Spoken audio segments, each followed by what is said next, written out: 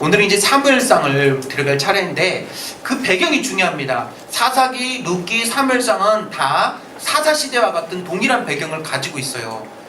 그런데 이 사무엘상은 이 사사시대의 거의 끝자락입니다. 사사시대는 한마디로 어떤 시대입니까? 어둠의 시대라고 할 수 있고, 사람들이 자기 소견에 오른 대로, 자기 복에 오른 대로, 자기 마음대로 살아가는 시대예요. 그래서 지금 우리가 드라마를 보면서 참 드라마 막장이다라고 하는 것처럼 사사시대도 그렇게 인간의 본성이, 인간의 추악한 내면의 본성이 종교인이나 일반인이나 상관없이 사회 곳곳에서 전반에서 나타나는 시대. 윤리가 무너지고 도덕이 무너지고 신앙의 믿음이 무너진, 그래서 지난 시간에 룻기의 헬세드 그리고 고엘, 누군가를 돌보는 사랑과 그리고 기업을 이어주는 그런 사랑들이 다 무너져간 시대가 바로 사사시대라고 했는데요. 그런 시대를 보여주는 게 바로 사무엘상의 엘리 제사장의 모습이에요. 엘리 제사장은 그 시대의 영적인 부분, 종교적인 부분들을 책임지는 영적인 아버지잖아요. 그런데 영적인 아버지가 바로 서 있지 못하는 모습을 여러 가지로 보여주고 있어요. 예를 들어서 비둔해서 몸을 움직이지 못했다. 성전 안에서, 사무엘은 성전 안에서 기도하고 있는데, 성전 안에 있는데 엘리는 자기 집에서 누워서 자고 있었다. 뭐 이런 모습들이 영적으로 깨어있지 못하는, 그리고 영적으로 둔감한 엘리 제사장의 모습을 보여주고, 또 하나 아이를 낳지 못하는 여인인 한나가 정말 마음에 괴롭고 통곡하는 마음으로 하나님 앞에 나와 부르짖고 있는 그 모습조차도 깨닫지 못하고 이 여자가 술이 취해서 중얼중얼 하는 것처럼요. 그러니까 영적인 지도자가 너무나도 무대에 있으니까 성도는 죽어라고 고통 속에 있는데 그걸 알아차리지 못하는 거예요. 영혼의 그 아픔들을 알아차리지 못할 만큼 영적으로 둔감해져 있다는 걸 상징적으로 보여주는 거예요. 그러니까 한나가 하나님 앞에 통곡하고 기도하는데 이게 지금 기도하는 건지 술에 취해서 술주정하는 건지도 구분하지 못할 만큼이에요. 무뎌진 시대. 그러니까 사사시대의 또 하나의 모습을 사무엘상에 보여주는 거예요. 그게 뭐라고요? 영적으로 무감각한 시대라는 거예요. 무뎌진 시대라는 거예요. 누가 아픈데도, 영적으로 힘든데도 그게 느껴지지 않는 시대라는 거예요. 엘리 제사장이 그렇게 영적으로 무뎌진 모습을 우리에게 보여주고요. 그의 두 아들 흠니와 비나스는 그 아버지의 뒤를 이어서 영적인 부분들을 책임져야 될 제사장임에도 불구하고 성경은 지속적으로 불량자라고 말하잖아요. 그러니까 그 어두운 시대의 모습을 그대로 보여주는 거예요. 얼마나 타락했는가. 그런데 그 시대 속에 성경의 한 가정을 소개하고 있는데 그 가정이 바로 한나의 가정이죠.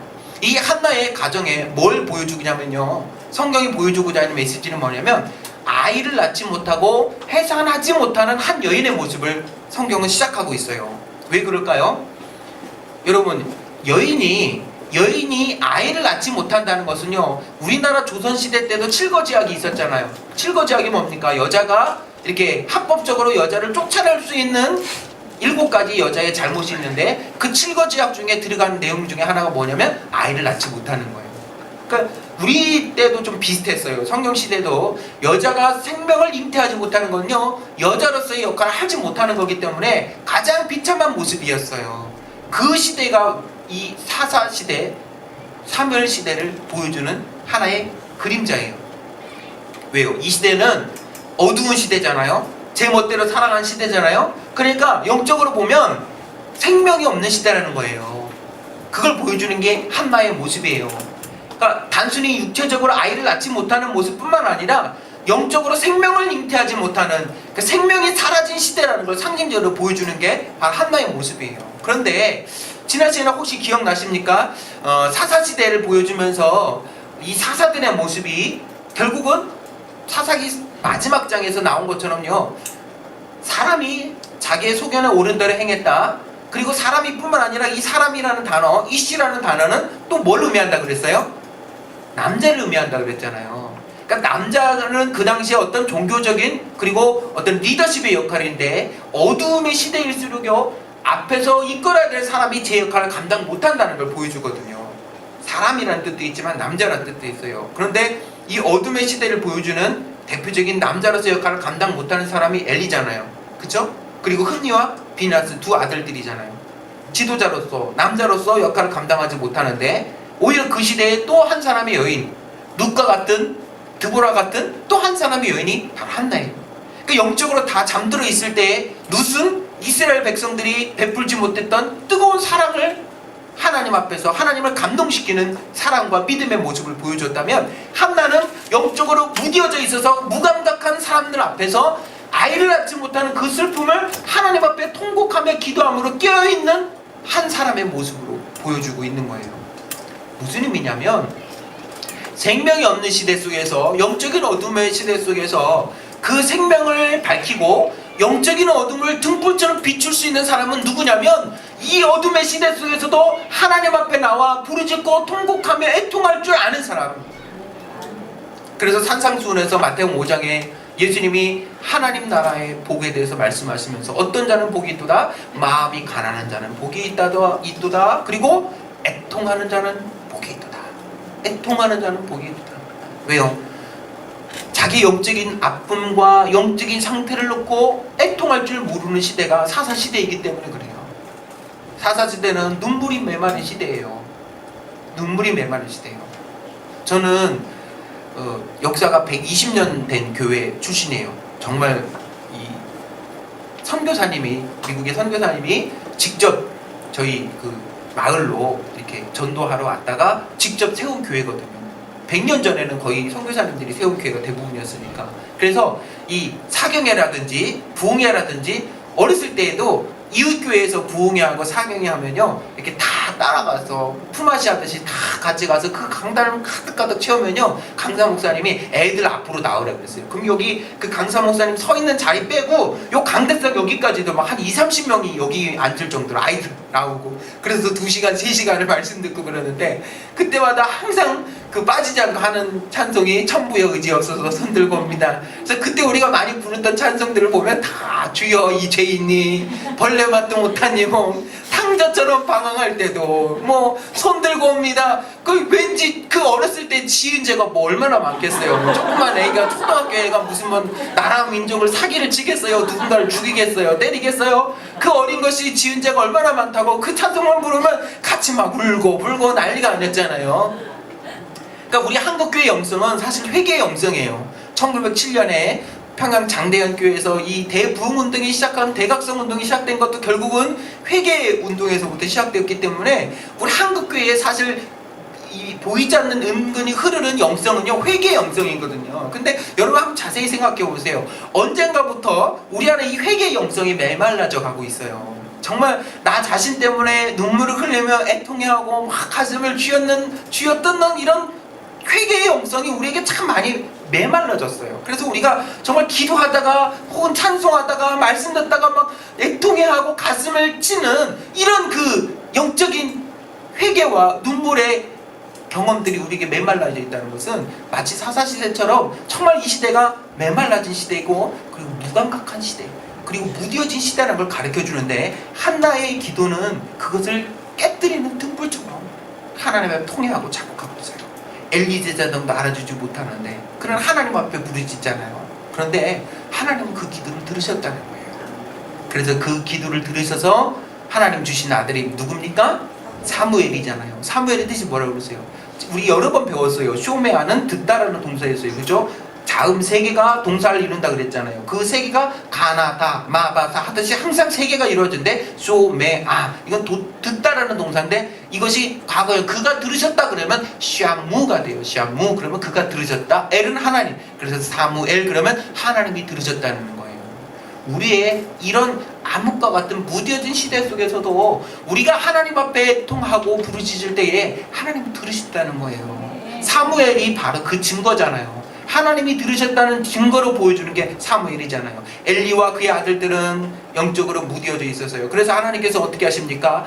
아이를 낳지 못하는, 생명을 잉태하지 못하는 그 시대 속에서 한나의 가정을 통하여 하나님의 새로운 생명의 씨앗을 펼쳐가실 것을 보여주는 거예요. 역사를 보면 항상 그걸 알 수 있어요. 이사야에서 이 그루터기의 신앙처럼요, 항상 어둠의 시대 속에서는 하나님께서 그 어둠을 밝히는 등불과 같은, 그리고 생명이 없는 가운데서 생명을 깨우는 사람들을 항상 하나님 세워주신다는 거예요. 엘리야가 로뎀나무 안에서 하나님 다 떠났어요, 나밖에 없어요, 나만 남았어요 라고 자책할 때 하나님께서 엘리야에게 주신 말씀이 뭐예요? 바알에게 무릎을 꿇지 않은 사람 7,000명을 내가 남겨놓았다라고 말씀하신 것처럼, 항상 어둠의 시대에 하나님은 그 다음 세대를 위한 준비를 하고 계시다는 거예요.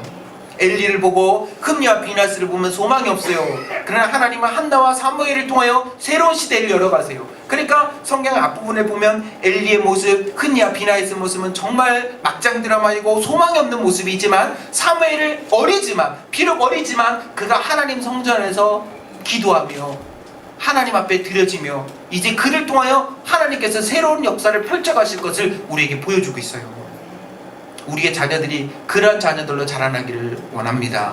하나님이 들으시는 사무엘과 같은 자녀들로 자라나기를 원합니다. 그렇게 하나님께서는 엘리와 그리고 흠니와 비나스를 이제 역사의 뒤안길로 묻으시고 사무엘을 통하여 새로운 역사를 펼쳐 가셨습니다. 그리고 나서 이제 어떤 내용이 나오냐면 법궤에 대한 역사가 나타나요. 법궤에 대한 내용이. 법궤는 그 당시에 실로라는 회막이 있었어요. 실로는 그 예루살렘 위쪽에 베델이 있고, 베델 위쪽에 약간 옆쪽에 아이가 있고, 베델에서 위쪽으로 한 15km 정도 더 올라가면 실로가 있어요. 그리고 그 실로에서 위쪽으로 한 5km에서 10km 정도 더 올라가면 사마리아, 북이스라엘의 수도가 있는 사마리아 세겜 쪽이 나와요. 그러니까 이스라엘 내륙의 북쪽에 위치하고 있습니다. 그 실로에서 성경적으로는 어떤 일이 났냐면, 여호수아 시대 때 각 지파별로 정복전쟁을 마치고 제비를 뽑아서 땅을 분배해주는 역사가 일어난 곳이 실로였어요. 그러니까 이 왕정시대가 있기 전에 실로는 이스라엘의 종교적인 중심 도시였어요. 종교적인 중심 도시였어요. 나중에 여러분 그 이스라엘에 가시게 되면 실로를 한번 들러보실 기회가 있으시면 좋겠는데, 그 실로에 가면 지금도 그 당시에 회막터가 남아있고요. 그 다음에 초대교회 때 교회의 흔적들이 남아있어요. 그런데 이 실로에서 이제 사무엘이 하나님을 섬길 때 어떤 일이 일어납니까? 블레셋이 이스라엘 쳐들어오죠. 그때에 이스라엘 백성들이 싸움에 나가서 패배를 하게 됩니다. 그 싸움에서 패배한 다음에 장로들과 사람들이 모여서 고민하죠. 그러다가 한 가지 좋은 아이디어를 생각해냅니다. 그 아이디어가 뭐였어요? 뭐를 메고 나가자? 목궤를 메고 나가는 거였어요. 그러니까 그들이 생각했던 신앙이 영적으로 어두우니까 하나님에 대한 인식이 어떻게 잘못 왜곡된 거예요. 하나님을 섬기는 대상이 아니라 싸움에 승리하기 위한 하나의 수단으로 생각한 거잖아요. 그쵸? 그 종교가 그렇게 타락하면은 하나님을 이용해 먹는 게 되는 거예요. 그러니까 내가 하나님을 섬기는 게 아니라 하나님을 하나의 이용해 먹는, 나를 위한, 이익을 위한, 그러니까 전쟁에 승리하기 위한 목적으로 하나님의 임재를 가지고 가는 거예요. 섬기기 위한 목적이 아니라. 그러니까 이게 바로 그 시대의 영적인 어둠의 모습을 보여주는 거예요. 그러니까 오늘날도 똑같습니다. 하나님만으로 족하고 하나님이 우리의 전부라는 신앙이 아니라 하나님을 나의 뭔가 성공이나 나의 삶의 만족과 유익을 위해서 이용해 먹으려 한다면 사사시대는 똑같은 거예요. 사무엘시대는 똑같은 거예요. 하나님 자체로 내가 만족하는 것이 아니라 뭔가 내 이익과 목적을 위해서 하나님을 이용하는 것. 이거는 별거 아닐 수 있어요. 종이 한 장 차이예요. 이건 우리가 쉽게 구분할 수 없지만 우리의 양심은 알아요. 내가 하나님만을 섬기고 있는지 아니면 나의 이익을 위해서 하나님을 내가 이용해 먹고 있는지는 우리는 쉽게 모릅니다. 그러나 내 자신은 내 양심을 알겠죠. 그렇게 타락했어요. 그런데 이 소식이 블레셋에 들어갔을 때에 블레셋 사람들도 깜짝 놀랐죠. 그러니까 어떻게 보면 이스라엘이 이길 수밖에 없는 상황이었어요. 왜냐하면 복귀를 메고 가니 얼마나 그들이 신이 나겠어요. 이제 이길 거라고 생각하겠죠. 그리고 블레셋은 야 이거 큰일 났다 라고 생각하겠어요. 그런데 싸움의 결과는 어떻게 됐어요? 거꾸로 됐어요. 두 번의 전쟁에서 이미 이스라엘은 다 패배했을 뿐만 아니라 뭐까지 뺏깁니까? 법궤까지 뺏기게 되죠. 그러니까 결국은 그 모습이 이가봇으로 나타나죠. 이는 히브리어로 노예요. 없다라는 부정적인 말이에요. 노나 넌이나 마찬가지. 이. 그 다음에 갑옷은 우리말로 이 한글로 기록되어 있기 때문에 전쟁터에 있는 갑옷처럼 발음이 되지만은 원래는 카보드예요. 카보드. 근데 카보드는 영광이라는 뜻이거든요. 그러니까 이는 없다라는 뜻이에요. 부정적인 말이고 카보드는 영광이니까 이 카보드는 무슨 뜻인가요? 영광이 없다라는 뜻이에요. 영광이 떠났다는 거죠. 법궤가 사라졌다는 것은 하나님의 영광이 이미 떠났다는 거예요. 그러니까 하나님을 이용해 먹는 자리에는 하나님이 머무시지 않아요. 그걸 가르쳐 주는 거예요. 하나님의 임재가 있지 않아요. 하나님만으로 만족한 것이 아니라 하나님을 나의 뭔가 이익을 위한 목적을 위한 수단으로 이용해 먹을 때 하나님은 그것에 머무실 수가 없는 거예요. 그곳에 하나님의 영광은 떠나는 거예요. 그래서 이 카보드가 되는 거예요. 결국 이것은 선언인 거죠. 엘리와 그의 제사장 가문을 향한 하나님의 선언인 거예요. 왠지 아십니까? 보세요. 엘리와 그리고 그의 두 아들 흠리와 제사장이 권력을 가지고 그곳에 머무를 수 있는 결정적인 이유가 뭐예요? 하나님께서 엘리와 흠리와 비나스를 그것에 세우신 이유가 뭐예요? 그들의 사명이 뭐예요? 그들의 일이 뭐예요? 하나님을 섬기는 거잖아요. 하나님을 섬기는 중심에 뭐가 있어요? 무슨 괴가 있어요? 법궤가 있잖아요. 그런데 이 법궤를 블레셋에게 빼앗겼다는 것은 이제 엘리와 흠리와 비나스는 존재의 이유가 있는 거예요? 없는 거예요? 없는 거예요. 제사장은 하나님의 성소를 섬기라고 있는 건데 그 성소에는 법궤가 있는 건데 그 법궤가 빼앗겼다는 걸 뭘 의미해요? 이 제사장의 존재 이유가 사라지는 거예요. 구약에 나중에 뒤에 나오지만 이건 반복적으로 나오지만 열왕기서에서도 또 역대기에서도요. 왜 하나님께서 이방인들을 통하여 아수르와 바벨론을 통하여 예루살렘 성전을 멸망시킨지 아십니까? 똑같은 거예요. 같은 맥락이에요. 하나님의 영광의 임재가 떠난 거예요. 하나님의 영광의 임재가 떠난 예루살렘 성전은 껍데기에 불과한 거예요. 금박으로 입힌 껍데기에 불과한 거니까 하나님이 이방 민족을 통해서 무너뜨리신 거예요. 하나님의 영광이 이미 떠나셨으니까. 마찬가지로 신뢰에도 그들의 부패와 타락과 영적인 무감각한 모습을 보시고 하나님께서는 법궤를 블레셋에 빼앗기심으로 하나님께서 떠나셨어요. 영광이 떠난 거예요. 그 이후로 실로는 사라져요. 하나님의 법궤가 떠난 이후로 실로는 더 이상 존재의 이유가 없어지는 거예요. 그러니까 그 뒤로 실로는 불에 타서 역사적으로 보면 역할을 하지 않습니다. 폐허가 돼요. 언제까지? 이 초대교회 될 때까지. 성경에 기록이 나와 있지 않아요. 존재의 이유가 사라질 때. 여러분 이게 가벼울 수도 있지만 우리에게 굉장히 무거운 말씀이에요. 뭔지 아십니까? 우리가 하나님 앞에서 하나님의 임재를 사모하는 게 교회의 정체성이잖아요. 하나님의 영광이 떠나면 더 이상 교회에서의 존재의 이유가 사라지는 거예요. 우리 개인에게도 마찬가지예요. 내 안에 하나님의 임재가 떠나면 나는 그리스도인에서의 정체성이 사라지는 거예요. 존재의 이유가 사라지는 거예요. 어떻게 보면 굉장히 무서운 말씀이에요. 하나님의 영광이 떠난 것은 그 빗자리는요 껍데기만 남을 뿐이에요. 아무것도 남는 게 없는 거예요. 우리의 신앙생활이 그래서 다윗이 범죄했을 때에 하나님께 뭐라고 기도해요? 하나님의 영이 내게 뭐하지 마소서? 떠나지 말라고 기도한 거예요. 왜요? 하나님의 임재가 떠나면 우리는 껍데기밖에 남지 않기 때문에 그래요. 그러니까 어떻게 보면 우리에게 그런 부분들은요 두려움으로 남아야 되는 거예요. 하나님의 임재가 떠나는 것이 우리에게는 얼마나 큰 두려움인지를 알아야 되는 거예요. 그것은 결국 우리에게 있어서는요 영적인 사형선고나 마찬가지이기 때문에 그렇습니다. 그럼 축복합니다. 하나님의 영광과 하나님의 임재가 이곳에 머물기를 축복합니다. 그게 떠나면 우리는 존재의 이유가 사라지는 거예요. 근데 놀라운 사실은 하나님은 하나님 스스로 일하신다는 거예요. 블레셋 사람들은 법궤를 빼앗았으니까 자격이 있으면 뭐예요? 이 법궤가 승리의 전리품이잖아요. 그래서 자기들의 본부에 갖다 놨겠죠. 자기들의 섬기고 있는 다곤 신상 앞에 갖다 놨겠죠. 그런데 어떻게 됩니까? 이 다곤 신상이 법궤 앞에 엎드려지게 돼요.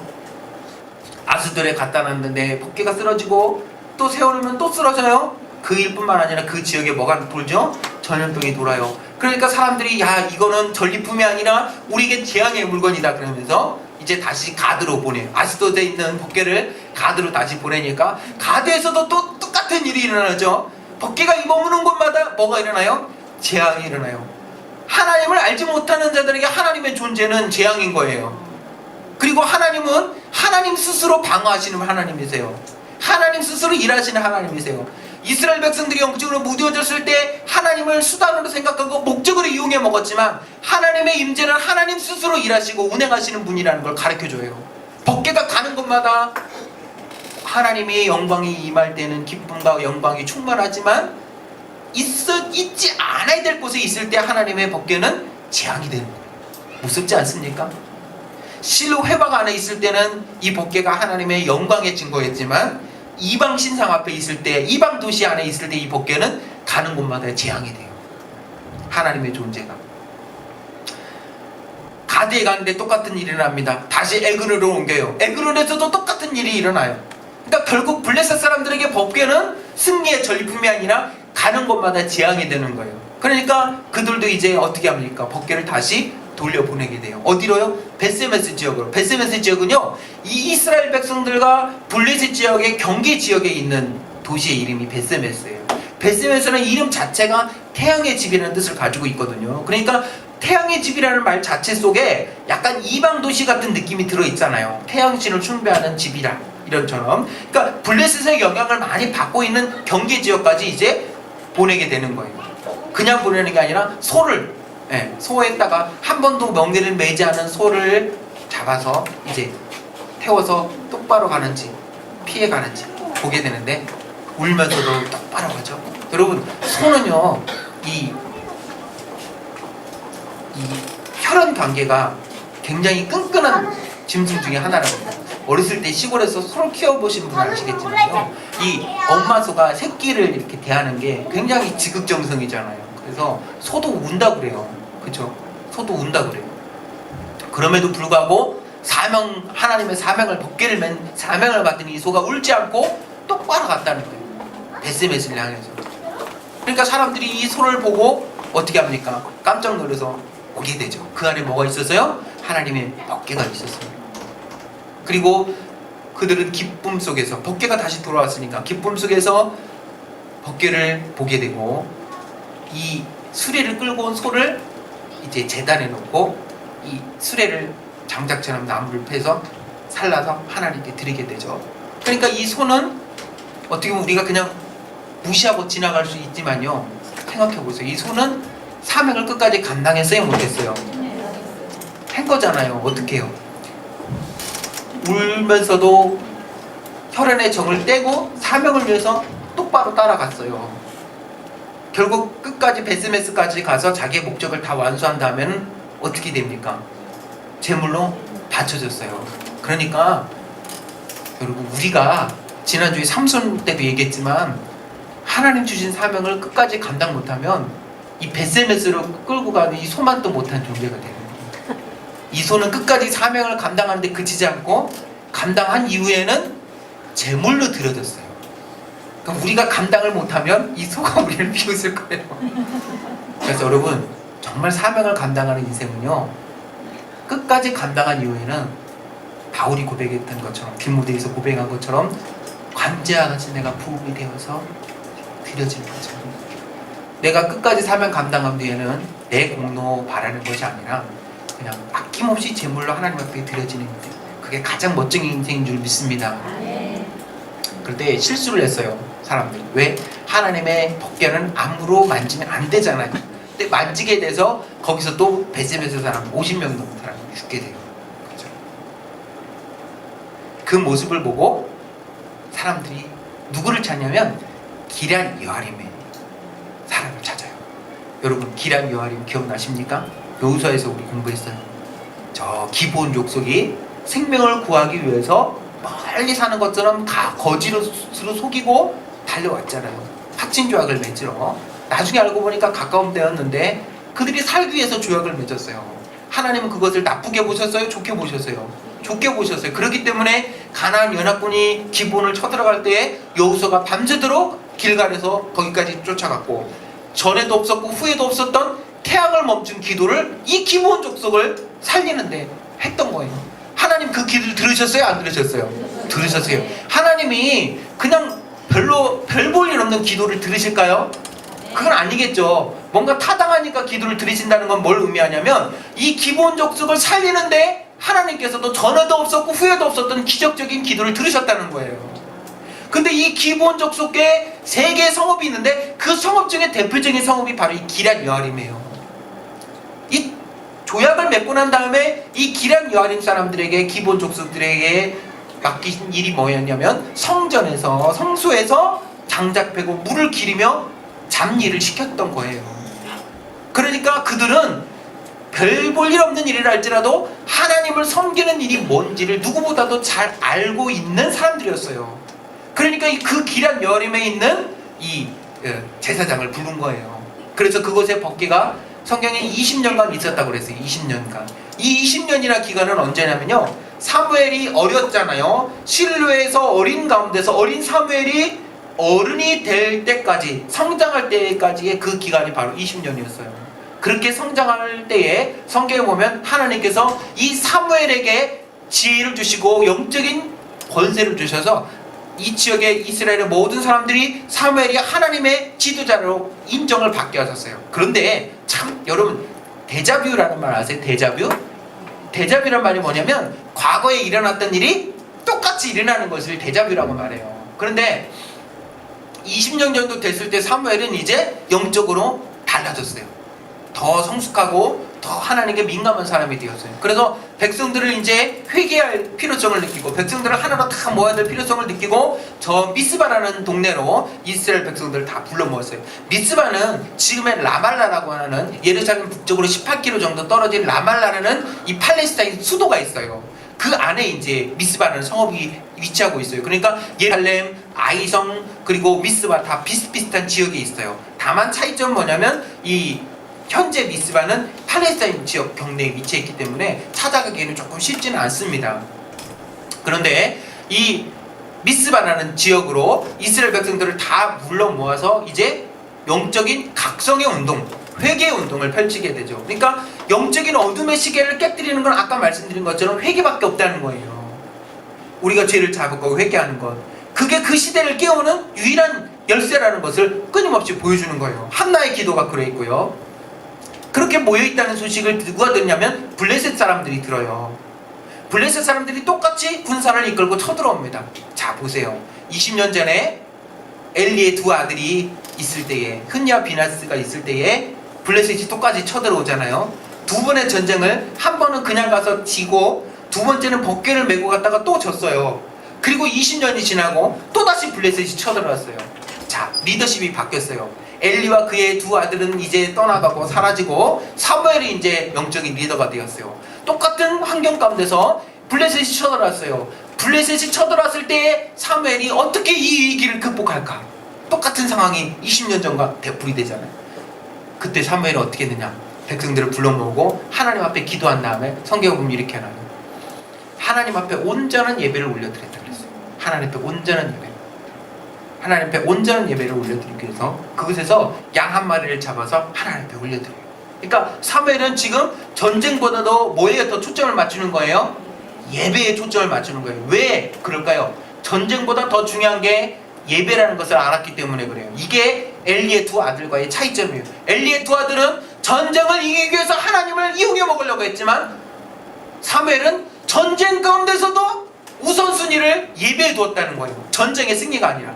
그 블레셋 사람들은 시시각각으로 쳐들어오는데 사무엘은 무식하게 기도하면서 하나님 앞에 예배에 집중하고 있어요. 인간적으로 볼 때는 도대체 뭐하고 있느냐, 지금 빨리 사람을 모아서 싸워야 되는데 여기 앉아서 예배하고 있으면은 떡이 나오냐, 칼이 나오냐, 팡패가 나오냐. 인간적으로 볼 때는 말도 안 되는 상황이잖아요. 그런데 놀라운 일이 일어나요. 사무엘이 하나님 앞에 예배에 집중할 때에 하나님께서 큰 우레를 바라셨어요. 블레셋 사람들이 향하여 큰 우레를 바라시니까 그들이 자기들끼리 서로 치고 박으면서 도망가게 돼요. 하나님이 싸우신 거예요. 그러니까 여호수아에서 나온 것처럼 구약시대의 전쟁은요, 거룩한 전쟁이라고 말해요. 하나님이 싸우시는 전쟁이라고 나와요. 우리가 하는 찬양의 가사처럼 전쟁은 하나님께 속한 것이라는 거예요. 우리는 하나님께 맡겨드리면 된다는 거예요. 신앙생활에는 그런 거예요. 그러니까 하나님을 믿는 사람들은요, 이렇게 말하면 좀 그렇지만요, 담대해져야 되는 거예요. 전쟁의 순간 앞에서도 예배에 집중을 할 줄 알려면 얼마나 담대해져야 되겠어요. 그러나 그게 진짜 믿음인 거예요. 그냥 책 보고 있는 믿음이 믿음이 아니라 그 전쟁의 현장 속에서도 하나님 앞에 예배의 단을 올려드릴 수 있는 그런 담대함. 하나님을 신뢰하지 않는다면 어떻게 그렇게 할 수 있겠어요? 인간적으로 겁이 날 텐데. 그리고 뒤에 나오지만 연결이 되지만 사울왕이 왜 하나님 앞에서 버림받았느냐? 똑같은 상황 속에서 사울왕은 그렇게 못했다는 거예요. 똑같이 또다시 블레셋이 쳐들어오고 사무엘은 아직 오지 않아요. 사울이 기다리는데 백성들은 두려워서 숯불 속에 숨고 안절부절 못하다가 결국은 참지 못하고 사울이 자기가 재물을 가져와서 제사장이 해야 될, 사무엘이 해야 될 일들을 자기가 하게 되죠. 왜 그렇게 합니까? 참지 못했으니까. 안절부절하니까요. 여러분, 우리에게 정말 뭘 보여주신지 아시겠어요? 신앙생활은요 늘 이런 연속이에요. 하나님을 신뢰하고 참고 기다리느냐, 아니면 내가 참지 못하고 그냥 해버리느냐. 하나님은, 제가 처음에 파노라마 시작할 때 요한복음 11장 예를 들은 거 기억나십니까? 하나님의 시계는 빠르다, 느리다? 느리다. 이제 무슨 의미인지는 알겠지만 정답은 정확하다. 그럼 우리의 시계가 어떤 거예요? 빠르다. 왜 빠를까요? 급하니까. 전쟁은 쳐들어오고 블레셋은 쳐들어오고 내일 당장 문제가 있고 모레 당장 문제가 있으니까 우리 마음들 급한 거예요. 빨리 뭔가 들어주셔야 되는데, 빨리 뭔가 하나님 해주셔야 되는데, 근데 하나님은 언제가 적절한 타이밍인지 아시니 하나님은 급할 게 없는 거예요. 이게 바로 믿음이라는 거예요. 하나님의 때를 우리가 영적으로 민감하면 알 수가 있잖아요. 내가 하나님과 교통하고 교제함을 통해서 하나님의 때를 알면, 아무리 상황이 이렇게 힘들고 어려워도 하나님이 들으시는구나 라는 하나님의 그것들에 대해서 민감한다면 급할 게 없는 거예요. 하나님 들어주실 거라는 확신을 가지니까. 그럼 우리가 하나님께 둔감하면 인간적인 염려만 왔으니까 당장 내일이고 당장 내년이고 당장 눈앞에 닥쳐 있는데 아무것도 드러나는 게 없으니 급할 수밖에 없죠. 그러면 어떻게 합니까? 내가 움직이는 거예요. 그럼 내가 움직이는 것은 하나님이 일하실 수 없는 거예요. 내가 기도하고 있어야 하나님 일하시는 거예요. 그리고 내가 일하는 것보다 하나님께서 일하시는 것이 훨씬 더 완전하다는 것을 믿을 줄 알아야 돼요. 사무엘의 믿음은 우리에게 바로 그것을 보여줍니다. 블레셋이 쳐들어오는 급박한 순간에서도 뭐가 중요한지. 그래서 고든 맥도날드 목사님이 이런 책을 지었어요. 내면 세계의 질서와 영적 성장이라는 책을 지었는데, 이 책 중에 중요한 내용 중에 하나가 뭐냐면요, 많은 사람들이 급한 일에 쫓겨다니면서 중요한 일을 놓친다는 거예요. 다시 잘 들어보세요. 우리는 늘 급한 일을 쫓아다니다 보니까 이게 급하면 이거 하고 저게 급하면 저거 하고 급한 일만 하다 보니까 정작 중요한 일은 항상 뒷전에 밀리는 거예요. 여러분, 내가 교회 가서 예배 드리는 일이 중요한 일인데, 오늘 친척 생일이래요. 급한 일이니 얼른 갔다 왔어요. 급하게 또 시동생이 보자네요. 갔다 왔어요. 병원에 봤더니 급하게 갔다네요. 또 뭐 오늘 날씨가 안 좋다네요. 급하게 또 뭐 해야 되고 급하게 뭐 하다 보니 중요한 예배는 항상 뒷전인 거예요. 항상 뒷전인 거예요. 그러다 보니 우리가 하나님과 멀어질 수밖에 없는 거예요. 사무엘은 영적인 위기가 어디서 시작됐는지를 진단하고 있어요. 그건 뭐냐면 예배의 위기였어요. 예배의 단을 쌓지 못한 그 무너진 단을 다시금 에벤에셀에서 쌓으며 하나님께서 여기까지 우리를 도우셨다라는 그 하나님의 임재를 사모하며 예배의 단을 쌓는데 집중한 거예요. 그것은 중요한 일이에요. 블레셋이 쳐들어오는 것은 급한 일이에요. 그러나 사무엘은 우선순위가 블레셋이 쳐들어오는 급한 일보다 하나님 앞에 예배드리는 중요한 일이 더 중요하다는 것을 알고 있었던 거예요. 여러분, 이것을 분별할 수 있는 영적인 눈이 있기를 축복합니다. 그런 믿음을 주시기를 축복합니다. 똑같은 상황에서 하나님께서 그렇게 승리를 주셨을 때에 그 결과로 인해서 사무엘의 영적인 권위는 세워졌어요. 모든 사람들이 이제 사무엘의 영적인 권위를 인정하게 됐어요. 여기 혹시라도 어떤 교사나 혹은 전도 회장이나 어떤 리더에 계신 분들은요, 자 여기 봐! 눈에 힘주면서 나를 따르라! 이게 리더십이 아니고, 지갑을 열어서 맛있는 갈비탕 한번 쫙 쏘고 고기 한번 쫙 쏘고 돌리면 이제 돈 많으니까, 이게 리더십이 아니라 어려움이 있을 때 기도함으로 영적인 어려움을 극복해낼 때 거기서 진짜 리더십이 서는 거예요. 한번 그 맛을 알면 또 다른 어려움이 와도 우리는 두려워하지 않아요. 물질도 똑같은 것 같아요. 정말 어려움 가운데서도 하나님께서 늘 채우시고 먹이시고 입히신다는 것을, 하나님의 그 훈련의 맛을 알면 내일 당장 쌀이 떨어져도 우리는 염려하지 않아요. 그 맛을 아는 여러분들이 되시길 바랍니다. 그게 신앙생활 하는 맛이에요. 아무것도 염려할 게 없이 늘 쌓아두고 살면요, 하나님이 어떻게 역사하신지를 우리가 어떻게 알 수 있겠어요? 신앙생활은 내가 사는 것이 아니라 하나님께서 역사하시는 것을 매일매일 맛보는 거예요. 그게 진짜 신앙생활하는 맛입니다.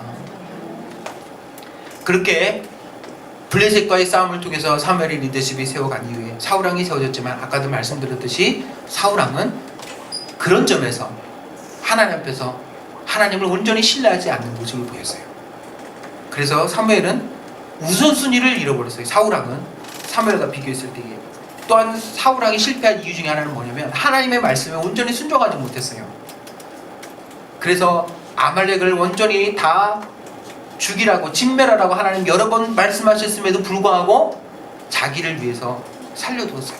그런데 재밌는 건 뭐냐면 사울이 살려두었던 이 아말렉 족속 그리고 아가 이 후손들이 역사적으로 내내 이스라엘 백성들이 괴롭혀요. 나중에 여러분 에스더서 아시죠? 에스더에 보면은 이 하만과 모르드게가 끊임없이 서로 대립하잖아요. 그래서 하만이가 결국 이 모르드게가 괘씸하니까 문지기로서 자기에게 인사도 안 하는 모습이 괘씸하니까 모르드게뿐만 아니라 유다인 전체를 다 잡아 죽이는 날을 제비 뽑잖아요. 이 하만이 누구 출신이야? 아말렉 아각의 후손이에요. 그리고 나중에 보면 사무엘상 맨 마지막에 보면 이 아말렉 사람들이 다윗의 아내와 사람들을 다 약탈해 가잖아요.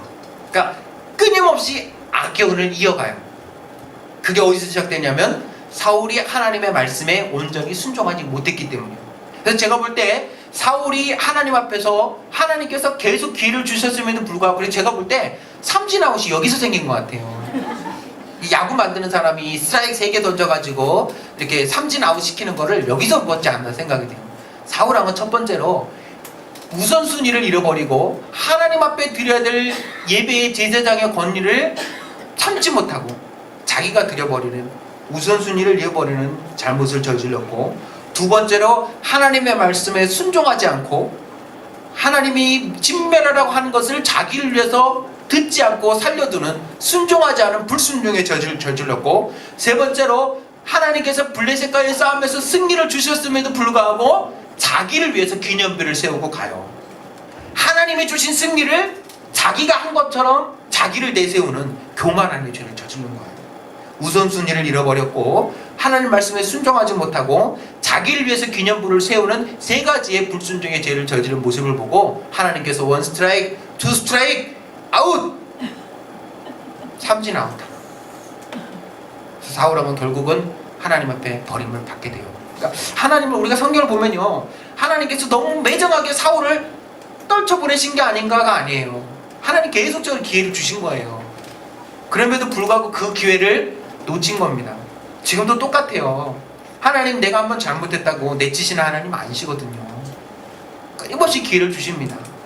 그럼에도 불구하고 우리가 하나님께서 주시는 그 끊임없는 메시지를 놓칠 수가 있는 거예요. 그러나 정신을 차리라고 말씀하시는 것이죠. 그 다음에 이제 하나님 누구를 세우시냐면 다윗을 세우세요. 우리가 잘 알듯이 다윗은 어디 출신입니까? 베들레헴 출신이에요. 그런데 이 베들레헴에 누가 있었어요? 지난 시간에 배웠던 바로 루시라의 여인이 보아스를 만난 곳이 베들레헴이에요. 그러니까 베들레헴은 미가서 5장 2절에 나와요. 베들레헴 에브라다야, 너는 유다 골 중에 지극히 작을지라도 이스라엘을 다스릴 자가 내게로 나올 것이야. 그의 근본은 상고의 태초이니라 라고 말한 거죠. 이미 미가서에서 예언했듯이 이 베들레헴 땅은 작지만 예수님께서 이 땅을 통하여 나올 것임을 예언해주고 있어요. 그런데 그 이전에 이방 여인인 룻을 통하여 하나님께서 그것을 보여주고 계시고, 그리고 그 땅에 예수님께서 태어나시기 이전에 이스라엘의 가장 위대한 왕으로 일컫는 다윗이 이 룻의 이 증손자로 태어나게 돼요. 여기서 한 가지 잠깐만 언급하고 넘어갈 게 있는데요, 예수님의 족보에 대한 내용을 한번 잠깐 말씀을 드릴게요. 이것도 중요한 부분이니까. 신약이 아니지만 성경의 족보에 보면 4명의 여인이 나타나요. 그쵸? 다 남자들 중심에, 보통 족보는 남자 중심으로 나오잖아요. 이 남자들 중심의 족보에서 4명의 여인이 나타나요. 누가 나타납니까? 첫 번째는 다말이라고 나와요. 다말은 우리말로는 다말이지만 히브리 말로는 타마르예요. 타마르. 근데 재밌는 건 이 타마르가 뭐냐면 바로 대취하자나무 열매를 타마르라고 해요. 그래서 지금도 이 유대 여자들 중에 타마르라는 이름을 많이 써요. 제가 히브리대에서 히브리어를 배울 때 저의 첫 번째 선생님 이름이 타마르였어요. 그러니까 잊어버릴 수가 없죠. 이 타마르가 우리말로는 다말이 되는 거예요. 다말. 첫 번째 여자가 예수님 족보에 나온 4명의 여자 중에 첫 번째 여자가 다말. 그리고 두 번째 다윗의 그 불륜의 여자 밧세바. 밧세바도 예수님 족보에 나와요. 그죠? 그 다음에 여호수아에 보면은 이 정탐꾼을 숨겨줬던 라합이 나오고요. 그리고 지난 시간에 우리가 배웠던 룻. 이 4명이 나와요. 예수님의 족보 중에. 그런데 제가 여러분 충격적인 사실을 알려드릴까요? 여러분 다른 족보도 아니고 세상을 구원할 예수님의 족보에 나온 여인들이니 얼마나 청순하고 얼마나 거룩하고 깨끗하고 정말 이슬만 먹고 자랄 것 같은 그런 여자들 것 같잖아요. 그런데 예수님의 족보에 나타난 4명의 여자들을요 살펴보면 깹니다. 다말은요 시아버지가 자식을 안 주니까 창녀로 변장해서 시아버지와 관계를 해서 자식을 낳아요. 지금으로 말하면 불륜이고 근친상간이에요. 죄송하지만 그 여자가 다말이고요. 라합은 여리고 이방 여자에다가 기생 출신이에요. 세 번째 밧세바는 여러분 잘 알다시피 다윗과 불륜을 맺은 여자예요. 네 번째 룻은 이방 여자인데다가 남편을 잃은 과부 출신이에요. 그러니까 예수님의 족보는 정말 우리가 생각할 때는 깨끗하고 순결하고 거룩하고 정말 공주와 같은 백설공주 신데렐라 뭐 이런 사람 같은 여인일 줄 알았는데 4명의 여인이 정상적인 가정이 하나도 없어요. 한 명은 시아버지와 관계있고, 한 명은 남편이 죽은 불륜 여인이고, 한 명은 이방이고 기생 출신이고, 한 명은 과부이고 이방 여자 출신이에요. 정상적인 여기자가 한 명이 없어요. 예수님의 족보에 나오는 유일한 4명의 여자들인데 이게 우리가 뭘 가르치는 줄 아세요? 예수님의 족보는 첫 번째로 장자 중심으로 가지 않아요. 하나님의 약속이 장자로 간다고 큰아들로 가는 거 아니에요. 가인과 아벨, 가인으로 안 가잖아요. 에서와 야곱, 에서에게 안 가잖아요. 하나님의 족보는 장자 중심으로 가잖아요. 두 번째는요, 예수님의 그 족보는 도덕적이거나 윤리적이지 않아요. 세상적으로 볼 때는 어떻게든 자기의 족보라면 깨끗하고 힘이 있고 권세 있고 그렇게 멋있게 보이게 포장하고 싶을 거 아니에요. 그게 인간의 마음이잖아요. 그러나 예수님의 족보는 이러한 부정적인 인간의 추악한 모습도 그대로 다 드러냅니다. 왜 그럴까요? 예수님의 족보는 도덕적이거나 윤리적으로 만든 족보가 아니기 때문에 그래요. 세 번째에도 중요한 건데요, 예수님의 족보는 오직 은혜에 따라 흘러가는 족보예요. 왜 그런지 아세요? 예수님 이 땅에 왜 오셨어요? 우리를 구원하시게 오셨죠. 예슈아가 뭐냐면 제가 계속 얘기합니다. 히브리어로 동사는 자음 3개라고 그랬잖아요. 가나다, 쇼메아, 그죠? 다바르, 다 3글자잖아요. 예슈아는 구원하다라는 동사예요. 예슈아. 거기서 예수가 나온 거예요. 여호수아, 호세아, 예수, 예슈아 다 같은 어원이에요. 구원하다라는 동사예요. 예수님 우리를 구원하시기 위해서 오셨어요. 그러면 구원하시기 위해 어떻게 하셨어요? 죽으셨어요. 우리를 위해 죽기 위해 예수님 오셨어요. 누구를 구원하시기 위해서? 나를. 그런데 내가 도덕적으로 깨끗합니까? 윤리적으로 거룩합니까? 아니에요. 만약에 예수님께서 그런 족보를 원하셨다면 예수님이 뭐하러 저 가난한 베들레헴에 오셨겠어요? 예루살렘 성에 오시지. 왕자의 아들 오시지 뭐하러 가난한 목수의 아들로 오셨겠어요? 예수님의 족보가 우리에게 가르쳐준 것이 뭔지 아십니까? 그건 죄인의 족보예요. 연약한 자들의 족보예요. 약한 자들의 족보예요. 그러나 주님은 그런 자들을 구원하시기 이 땅에 오신 거예요. 그게 하나님의 은혜예요. 그 은혜가 있으니까 내가 구원받는 거예요. 나의 구원은 나의 의로움으로, 나의 도덕적이고 나의 윤리적인 것으로 받는 게 아니라 하나님의 은혜로 받는 거예요.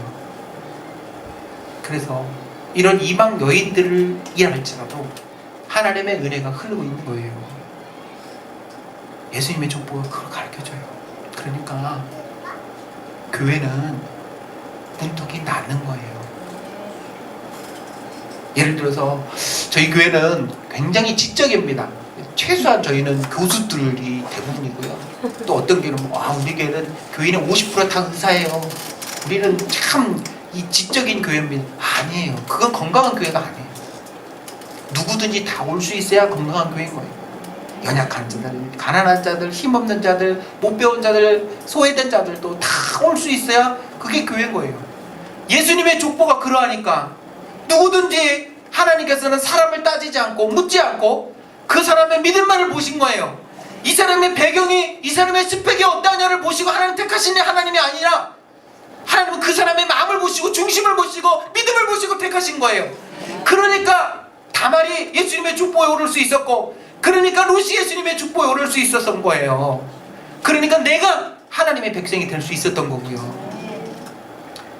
하나님께서 사무엘을 통하여 실패한 사울 대신에 이스라엘의 뒤를 이을 왕을 뽑을 때 저 베들레헴으로 가라고 하셨어요. 이스의 아들에게 가게 하셨어요. 그의 아들들이 한 명씩 지나갈 때마다 훤칠하고 잘생기고 멋있었음에도 불구하고 사무엘의 마음에 흡족할 만큼 멋있구나라고 했음에도 불구하고 하나님은 아니다 말씀하시고 가장 말제 7제를 다 했는데도 없었습니다. 하나님의 마음에 드는 사람이 없었어요. 그러니까 사무엘이 다시 묻습니다. 더 아들이 없느냐? 그 아들을 보기까지는 나 음식을 먹지 않겠다. 그러니 아버지 이새가 뭐라고 말하는지 아십니까? 막내가 하나 더 있는데요, 걔는 볼 필요 없어요. 여러분, 다윗은 형들과 아버지조차도 인정하지 않는 아들이었어요. 자기 7번째 아들을 다 내보내면서 아버지조차도 설마 다윗을 기름 부으려고, 설마 다윗을, 그러면서 아버지도 다윗을 빼놨어요. 얘는 아닐 거야, 너무 어리고 아직은 몰라. 그러니까 7째 아들까지 보냈는데, 아버지도 그렇게 생각하고 보냈는데 하나님은 아니었어요. 묻자 그제서야 얘기하죠. 말제가 하나 남았습니다. 아버지도 생각지도 못했어요. 나중에서야 다윗을 데려오죠. 하나님 말씀하십니다. 그 아이 기름을 부으라고요. 왜요? 하나님 마음에 합한 자이기 때문에. 그럼 기름 부었다는 말이 여기서 또 동사가 나요. 그러니까 제가 처음에 동사를 얘기한 이유가요, 계속 나와요. 한 번 알면 계속 우리가 이해할 수 있어요. 히브리어는 동사 자음이 몇 개라고요? 3개라고요. 3개. 기름을 붓다라는 말이요, 동사로 메사흐예요. 메사흐. 3개 자음이죠. 이 기름을 붓는 거가 단어가 메사흐인데요, 수동태로 내가 기름 부음을 받는 거는 영어로는 anointing이라고 많이 들어보시죠. anointing. 기름 부음을 받다 그러면 수동태가 더 메시아흐가 돼요. 메시아흐. 중간에 이 발음이 들어가요. 요드가 들어가요. 그래서 메사흐가 수동태가 돼서 기름을 붓다는 메사흐지만 기름 부음을 받는 거는 메시아흐가 돼요. 그래서 왕이나 선지자나 제사장의 기름 부음을 받잖아요. 기름을 부음을 받잖아요. 내가 붓는 게 아니라 기름 부음을 받잖아요. 그러니까 예수님이 메시아라는 건 뭐예요? 예수님이 기름 부음 받은 자라는 거예요. 메시아흐. 기름 부음을 받는 수동태예요. 메시아흐. 그러니까 예수님이 메시아라는 건 뭐예요? 예수님이 이 땅을 구원할 왕으로, 예수님은 이 땅의 죄를 대속할 제사장으로, 그리고 이 땅에 하나님의 나라를 선포할 선지자로 오셨다는 것을 가르쳐주는 거예요. 다윗에게 기름을 부었지만 이 기름 부은 사건이 결국은 예수 그리스도를 항상 보여주고 있는 거예요. 예수님을 가리키는 거예요. 메시아 되신 거예요. 하나님께서 다윗에게 기름 부음을 받게 하셨음에도 불구하고 차이점이 사울과 다른 점이 있다면, 하나님께서는 다윗에게 기름 부음을 받게 하셨음에도 불구하고 훈련의 시간을 갖게 하셨다는 거예요. 기름 부음을 받았는데 왕으로 바로 즉위한 것이 아니라 수많은 훈련의 과정을 갖게 하셨어요. 여러분, 다윗이 처음에 베들레헴에서 뭘 했어요? 베들레헴에서 다윗이 했던 일이 뭐예요? 뭐 하는 일이었어요? 양치는 일이었죠. 양치는 게 뭐예요? 목자잖아요. 근데 여러분, 베들레헴의 이름이 뭔지 아세요? 베들레헴이라는 동네 이름의 뜻은요, 베이트는 집이에요. 베이트. 그리고 우리 말로는 히읗이지만 원래 히브리어 발음이 히읗이 아니라 히브리어는요 헤이라고 해서 히읗 발음도 있고 하트라고 해서 목에서 나는 해 발음이 있어요. 해 발음이. 그러니까 이 레헴은 레헴이 아니라 레헴이에요. 그러니까 베이트, 정확한 거 발음은 베이트, 집이라는 단어의 베이트와 떡을 뜻하는, 빵을 뜻하는 레헴이라는 단어가 합해진 거예요. 베이트 레헴이 합해져서 베들레헴이 된 거예요. 그러니까 베들레헴은 빵의 집이에요. 빵의 집. 떡은 우리말로 쉽게 바꾸려고 우리가 먹는 떡으로 바꾼 거고 원래는 빵이에요. 빵의 집이에요. 여러분 빵은 뭘로 만들어요? 밀로 만들고 보리로 만들잖아요. 그러니까 베들레헴 지역에는 이 룻이 보아스의 집에 밭에서 이 이삭을 주듯이 밀과 보리 농사도 지었어요. 짓는 농부들도 있었지만 이 양과 염소를 치는 목자들과 사이가 좋지가 않았어요. 왜 좋지 않았는지 생각해 보세요. 밀과 보리가 싹이 나잖아요. 근데 양과 염소는 뭘 뜯어 먹어요? 풀을 뜯어 먹으니까 밭에 혹시라도 놔두면 이 양이나 염소들이 이 뜯어먹는단 말이에요. 새순을. 밀이 올라오고 보리가 올라오는 새순을 뜯어먹으니까 이 농부와 그리고 목자들은 서로 사이가 안 좋을 수밖에 없는 거예요. 그러면 그 사이가 안 좋은 거를 피하기 위해서 목자들은 어디로 가겠어요? 산으로 가겠죠. 산으로. 다윗은 뭘 하는 사람이었어요? 농부였어요? 목자였어요. 그러면 베들레헴 지역에서 다윗이 뭐 하겠어요? 양을 치려면, 풀을 먹이려면 어떻게 해야 되겠어요? 산으로 가야 되잖아요. 그 산을 타겠죠. 제가 어떤 분들은 제가 좀 자존심 상하게 저보고 어떤 분들은 목사님 혹시 방해 아니에요? 그런데 제가 단호하게 얘기합니다. 저는 육군 병장 만기대에 있습니다 라고 얘기를 하는데 제가 군생활을 했던 지역이 어디냐면 저 강원도 인제 원통이었어요. 여러분 아시죠? 인제 가면 언제 오나 원통에서 못 살겠네. 거기가 제가 군생활 했던 데예요. 이래봬도 방이 절대 아닙니다. 그런데 무슨 얘기를 하려고 하냐면 거기가 설악산 지역이에요. 내설악 지역. 그래서 훈련 가면 늘 걸어요. 그러니까 정말 약간 과장을 하면 설악산 지역에 제 군합발이 안 찍힌 데가 없어요. 얼마나 훈련할 때 많이 돌아다녔는지 2년 동안. 그러니까 어디 가나 지역은 다 돌아다니는 거예요. 다윗이 목자로서 목동으로서 양을 치면서 이 농부들과 부딪히지 않으려면 광야 지역으로 산으로 돌아다니잖아요. 근데 이 베들레헴 지역에서 어디가 가깝냐면 유대 광야와 그리고 사해 근방 엔게디 지역까지 다 이렇게 가까워요. 연결돼 있어요. 제가 그냥 이렇게 우습게 얘기하는 것 같지만 다 연결이 되거든요. 다윗이 기름 부음을 받았음에도 불구하고 바로 왕이 되지 않죠. 누구에게 쫓기죠? 사울에게 쫓깁니다. 사울은 자기 아들 요나단이 왕위를 이을 줄 생각했기 때문에 다윗의 모습을 보고 질투심이 생겨났어요.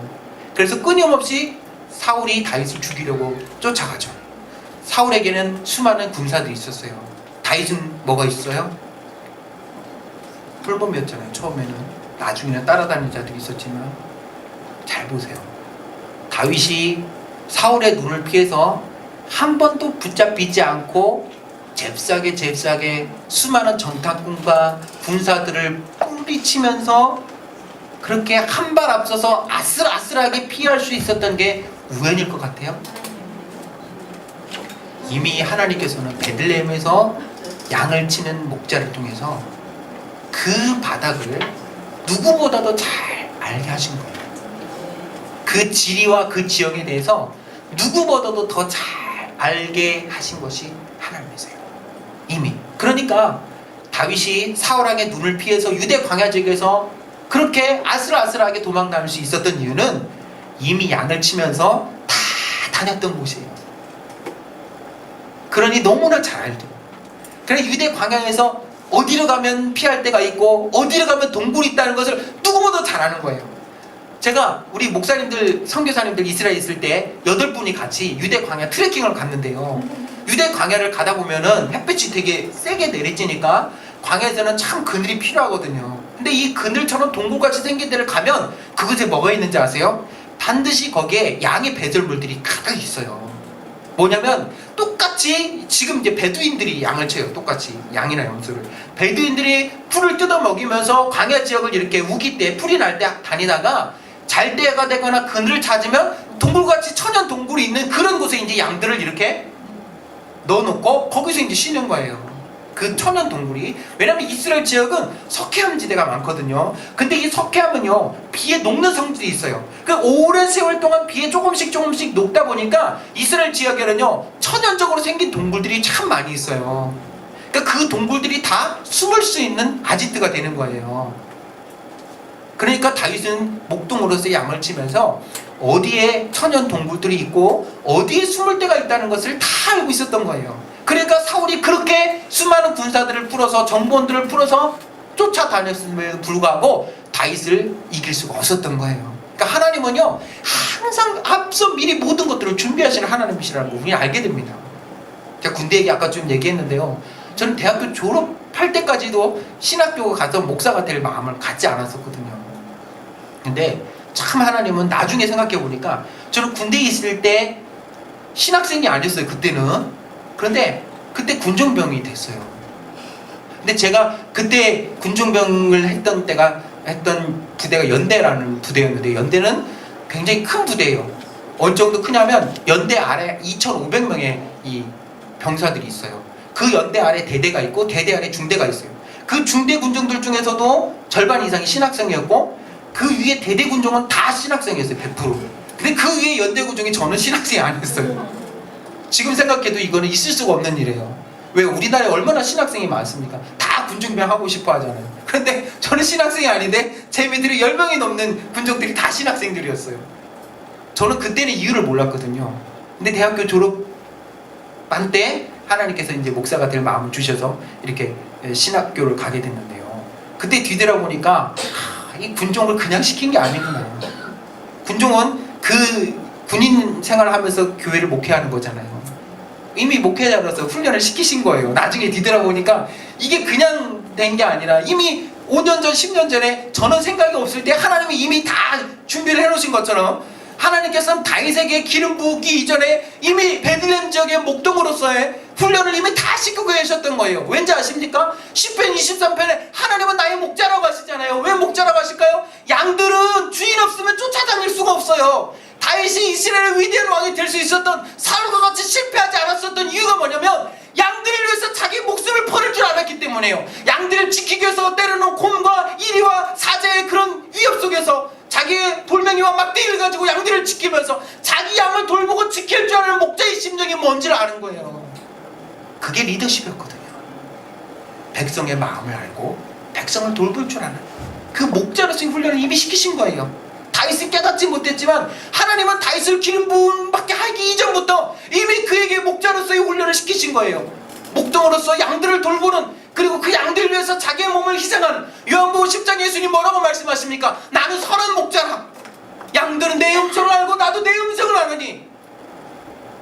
거짓 싹군 목자는 자기의 목숨을 위하여 양들을 버리고 달아나지만 나는 양들을 위하여 내 목숨을 버린다.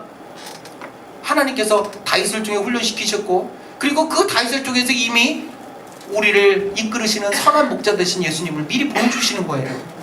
그러니까 참 하나님의 역사는 우리가 다 설명할 수가 없고 할 수가 없어요. 그분의 일하심은 항상 나보다 먼저 행하시고 나보다 미리 계획하시고 준비하시는 거예요.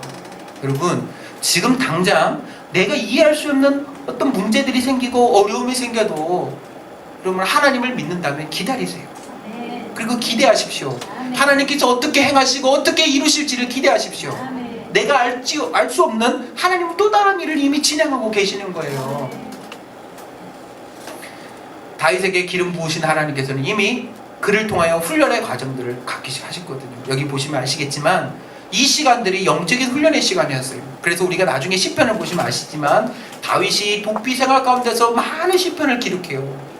그러니까 그건 뭐냐면 생생한 삶의 현장 속에서, 정말 위태로운 삶의 현장 속에서 하나님과 깊이 있게 교통하고 교제했다는 거예요. 우리도 인생을 뒤돌아보면 왕이 되어서 평탄하고 안락했던 그런 순간보다도 마치 다윗이 사울왕에게 쫓겨다니는 것처럼 그렇게 늘 조마조마했던 시간들이 더 많아요. 다윗이 사울의 왕을 피해서 여기로 갔다가 저기로 갔다가 피했던 것처럼 우리도 우리의 인생의 시각각으로 다가오는 수많은 문제들을 피해서 늘 도피하고 있을지도 몰라요. 그러나 여러분, 한편으로는 그 시간이 하나님과 가장 가까이 있는 시간이에요. 왜요? 하나님 들으시니까. 나의 작은 신임에도 응답하시는 분이 하나님이시니까요. 그러니까 인간적인 눈으로 볼 때는 도대체 기름 부음을 받고 나서 왜 나에게 이런 시련을 주시나 라고 생각할 수 있지만, 하나님은 다윗을 왕으로서 오랜 세월 동안 다듬으시고 연단하신 거예요. 왜 그럴까요? 여러분, 왕이 그냥 됩니까? 한 나라를 이끄는 왕이 그냥 되냐고요. 왕은 정말 많은 부분에서 다듬어지고 훈련되어져야 되거든요. 하나님 미리 그렇기 때문에 그 모든 부분들을 다 훈련시키신 거예요. 그리고 나서 한 사람의 왕으로 세우신 겁니다. 그 수많은 훈련의 시간들 속에서 다윗은 철저하게 하나님 말을 의지하는 법을 배웠어요. 그리고 그 가운데서 아둘람굴에서 나오는 것처럼요, 그를 따르는 수많은 사람들을 만나게 하셨어요. 억울한 자, 사연이 있는 자, 사회에서 소외된 자들, 그런 사람들이 자연스럽게 따라왔어요. 다윗이 나를 좀 도와달라고 해서 따라온 것이 아니라 마음이 합한 자들이 함께 따라왔어요. 왜 그게 가능할까요? 다윗은 왕이 되기 이전에 이미 하나님을 통해서, 훈련을 통해서 그 연약한 자, 억울한 자, 그들의 그 힘든 사정들을 이미 다 하나님께서 경험하게 하신 거예요. 만약에 다윗이 좋은 집에서 태어나서 어떤 시련도 겪지 않고 왕이 되었다면 이 흙수저들의 마음을 어떻게 알겠어요? 이 연약한 자들의 처지와 형편과 아픔을 어떻게 알겠냐고요. 다윗은 그 밑바닥에서부터 도망다니는 것이 어떤 것이고, 그 가운데 만났던 아둘람 공동체의 400의 사람들을 통해서 정말 이 사회에 뭐가 필요하고 이 시대가 정말로 얼마나 억울한 자들이 많이 있는지 그 밑바닥에 있는 사람들의 마음을 안 거예요. 이게 다 왕이 될 때 그게 다 피가 되고 살이 되었지 않겠습니까? 로마서 8장에 하나님 뜻대로 부르심을 입은 자들에게는 모든 것이 합력하여 선을 이루는 것처럼 하나님께서 주신 모든 것들은 버릴 게 없어요. 다 하나님께서 우리를 빚어가시는데 필요한 도구로 사용하시는 겁니다. 그 어떤 시련과 어려움도 지나놓고 보면요, 내가 빚어지기 위해서 반드시 거쳐야 될 과정이었음을 우리는 알게 되는 거예요. 지금은 우리의 미래가 보이지 않지만 그 미래를 볼 수 있는 눈이 뭐냐면 바로 믿음이에요. 히브리서의 믿음의 정의를 나온 것처럼 보이지 않지만 보이지 않는 것을 볼 수 있게 하는 것이 바로 믿음이에요. 믿음의 눈으로 하나님은 우리의 미래를 어떻게 개혁해 그리고 이끌어 나가신 것인가를 볼 수 있는 여러분들이 될 수 있기를 주님의 이름으로 축복합니다. 그 마지막 시련이 시글락에서 끝나요. 왜요? 그 시글락에 이제 도피하다가 블레셋 왕 아기스가 시글락을 내주어서 이 블레셋 지역으로 결국은 도망해서 그곳에 머물고 있을 때에 사울과 그의 아들 요나단이 블레셋과 길보아 산에서 마지막 전투를 벌여요. 그리고 그 전투에서 결국 사울과 요나단은 죽음을 당하고 맙니다. 그것은 인간적으로 보면 다윗에게 도피 생활이 끝났다는 것을 의미해요. 이제는 다윗을 괴롭게 하고 힘들게 하는 그 모든 것들이 끝이 났다는 걸 의미하고, 이제는 하나님께서 다윗을 왕으로 세우셨음을 의미합니다. 그러나 다윗은 그것에 기뻐하기보다 진심으로 이스라엘 왕의 죽음과 요나단의 죽음을 슬퍼했어요. 요나단은 그를 끔찍히 사랑했고 자기의 왕위도 포기하고 다윗을 도왔기 때문에 그래요. 그래서 얼마 전에 이렇게 소개해드렸죠. 성경은 주류의 역사도 있지만 비주류의 역사도 있다. 메이저의 역사도 있지만 마이너의 역사도 있다는 거예요. 그러나 우리의 눈이 늘 이 주류만을 볼 필요는 없다는 거예요. 비주류 가운데서도 하나님의 그 더 신실한 사람들의 모습이 나타난다는 거예요. 다윗도 위대하지만요, 여러분 이렇게 생각해보세요. 다윗도 위대하지만 왕의 아들임에도 불구하고 그 왕위를 기꺼이 자기의 사랑하는 친구를 위하여 포기할 수 있어서는 요나단은 더 위대하지 않습니까? 그건 아무나 할 수 있는 게 아니에요. 다윗의 성품을 할 수 없지만 하나님 요나단에게 그런 성품을 주셨기 때문에 하는 것이고요, 그런 다윗과 요나단에 합력하여 선을 이름이 있었기 때문에 다윗이 나온 거예요. 지난번에 갈렙과 여호수아도 말씀드렸죠.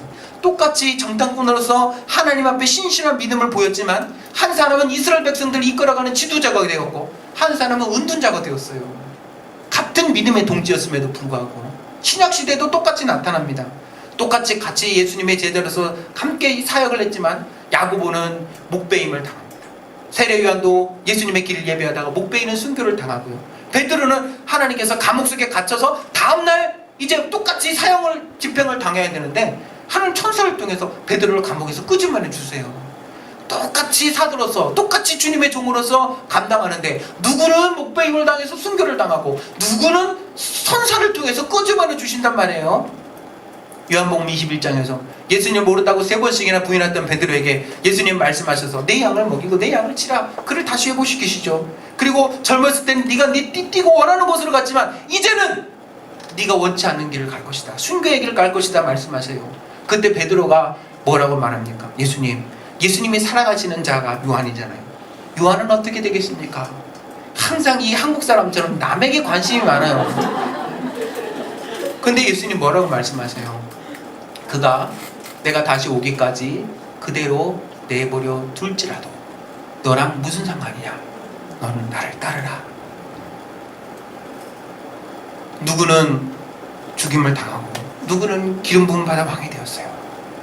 똑같이 믿음으로 정탐을 했는데 누구는 지도자가 되었고 누구는 운전자가 되었어요. 똑같이 사도로서의 사명을 감당하는데 누구는 순교의 길을 걷게 하시고 누구는 끄집어내서 살게 하셨어요. 우리의 길은 다 다를지 몰라요. 그러나 주님 우리에게 이렇게 말씀하세요. 그게 너랑 무슨 상관이냐? 그게 너랑 무슨 상관이냐? 너는 나를 따르라. 우리의 길은 주님 보고 가는 거예요. 남 비교하고 남 의식하고 남 생각하면서 가는 거 아니에요. 그냥 주님만 보고 따라가면 돼요. 우리의 길은 각각 다를지라도 하나님께서 우리의 길을 다른 사람과 다르게 인도하실지라도 그게 나의 구원을 이루어 가시기 위한 하나님의 최선의 길이에요. 요나단에게는 다윗을 왕으로 세우는 아름다운 우정으로서의 길이 그에겐 최선의 길이었고, 갈렙은 은둔자의 삶을 살다가 85세나 되었을 때 그 노장의 몸을 이끌고 하나님 나와 함께 하시면 저 산지 헤브론을 내가 정복할 수 있습니다. 이 산지를 내게 주십시오라고 고백하는 게 지도자보다 더 멋진 모습이었던 거예요. 하나님 우리에게 가장 좋은 길로 인도하실 겁니다. 그 길이 어떤 길이든지 간에 우리가 하나님을 신뢰한다면 기쁨으로 그 길을 갈 수 있을 줄 믿습니다. 그런 여러분들이 될 수 있기를 축복합니다. 기도하겠습니다. 하나님, 오늘 사무엘과 다윗의 모습을 통하여 하나님이 세우시는 사람이 어떤 사람인지, 그리고 우리가 하나님 앞에 어떤 믿음으로 서야 될 것인지, 그리고 우리의 길은 각각 다를지라도 하나님을 신뢰한다면 그 길이 어떤 길이랄지라도 우리가 기쁨으로 기꺼이 그 길을 걸어갈 수 있는 그런 말씀을 보게 하여 주시니 감사합니다. 정말 마지막 때에 너무나도 어둠의 시대 속에 살고 있지만 이 시대를 밝게 비추었던 한나의 기도처럼, 사무엘의 아름다운 믿음의 모습처럼, 그리고 다윗의 용기처럼 그렇게 우리가 이 시대를 비추는 등불처럼 살아갈 수 있도록 축복해 주시옵소서. 예수님의 이름으로 기도드립니다.